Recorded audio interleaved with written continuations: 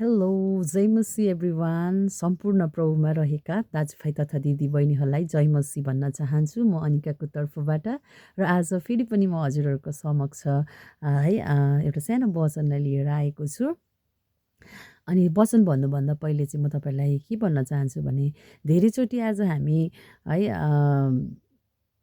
हामीलाई मनमा हामी एक्लो फिल गरिपठाउँछौँ। धेरैचोटि आज तपाईँ अनि म हामीले सोच्छौँ हाम्रो कोही पनि छैन, मलाई बुझिदिने कोही पनि छैन, मेरो दुःखलाई बुझिदिने, मेरो कुरा सुनिदिने भन्ने हाम्रो मनमा त्यस्तो हुन्छ। तर आज म तपाईँलाई भन्न चाहन्छु आज तपाईँ अनि मलाई बुझिदिने चाहिँ परमप्रभु हुनुहुन्छ अनि तपाईँ अनि मलाई कहिले पनि हामीलाई डराउनु हुँदैन, कहिले पनि हामी निरुत्साहित हुनु हुँदैन।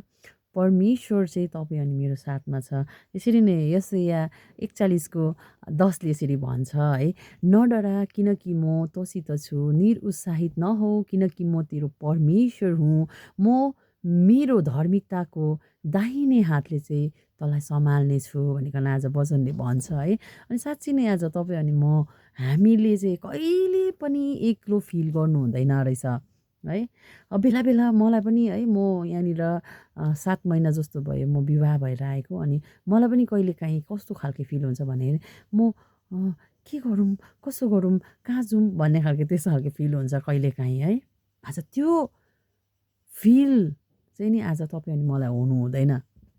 आज हामी मान्छे हो अफकोर्स हुन्छ तर नहुनु पर्ने रहेछ हामी विश्वासीमा चाहिँ मान्छे हो हामी तर पनि हामी चाहिँ परमेश्वरको छोराछोरी हो आज हामी र अरू व्यक्तिमा फरक छ परमेश्वरले चाहिँ तपाईँ अनि मलाई चाहिँ दाम दिएर चाहिँ उहाँले चाहिँ के गर्नुभएको छ किन्नुभएको छ।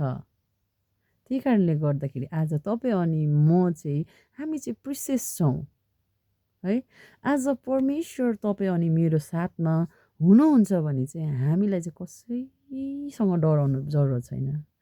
कसले के भन्छ कि कसले के गर्छ कि आज म यहाँ आएको 7 महिना भयो। 7 महिनामा मैले धेरै कुराहरू सुनेँ सायद मलाई गाउँमा सायद कसैले मन पनि पराउँदैन होला किन भन्दाखेरि चाहिँ नि म एउटा विश्वासी भएको कारणले गर्दा।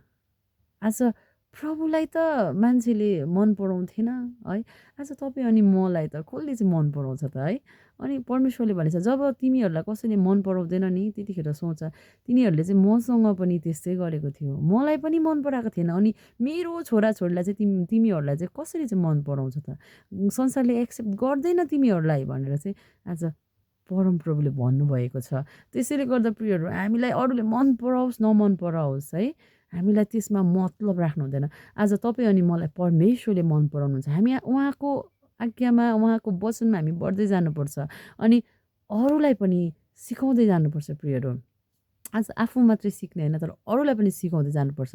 तर त्यही सन्दर्भमा मान्छेहरूले हामीलाई मन पराउँदैन, मान्छेहरूले हामीलाई वास्ता गर्दैन तर त्यो समयमा चाहिँ तपाईँ अनि मैले एक्लो फिल चाहिँ गर्नु हुँदैन। मान्छेले मन नपराओस् मलाई परमप्रभुले मन पराउनुहुन्छ आज तपाईँ अनि मलाई जो प्रभुमा असल हुन्छ नि प्रभुको वचनमा हिँड्ने व्यक्ति हुन्छ नि त्यो व्यक्तिले अफकोर्स तपाईँ अनि मलाई मन पराउँछ प्रियहरू अनि हामीलाई अरू कसैको खाँचो पर्दैन क्यौ। आज परमप्रभुको जसले चाहिँ परमप्रभुको वचनमा परिपक्व भइकन हिँड्छ नि त्यो व्यक्तिले चाहिँ आज तपाईँ अनि मेरो भ्याल्यु गर्ने गर्दछ। तर जो व्यक्ति चाहिँ परमप्रभुको वचनमा हिँड्दैन, बाइबलको वचन आधारित हिँड्दैन भने चाहिँ त्यो व्यक्तिले चाहिँ आज तपाईँ अनि मलाई चाहिँ मन पराउँदैन प्रियहरू। त्यसैले गर्दाखेरि आज यशाया 41:10ले आज तपाईँ अनि मलाई यही उत्साह दिन्छ कि नडरा भनेर भनिरहेको छ। आज परमप्रभु भन्नुहुन्छ कि नडरा म तँसँग छु भन्नुभएको छ क्या हो। निरुत्साहित नहौ भनेछ किनभने म चाहिँ तेरो परमेश्वर हुँ भनेर भनेको छ। आज उहाँ हामीसँग छ भने हामीलाई किन अर्काको अरूले मलाई बुझेन, अरूले मलाई वास्ता गरेन, अरूले अरूसँग हामी किन डराउने। आज म तपाईँलाई यो भन्न चाहन्छु आज हामीलाई कसैसँग डराउनु हुँदैन, केवल परमप्रभुसँग डराउनुपर्छ अनि आज उहाँसँगै डर आज तपाईँ अनि उहाँ डर अनि भयमा उहाँको हामी हिँड्नुपर्छ।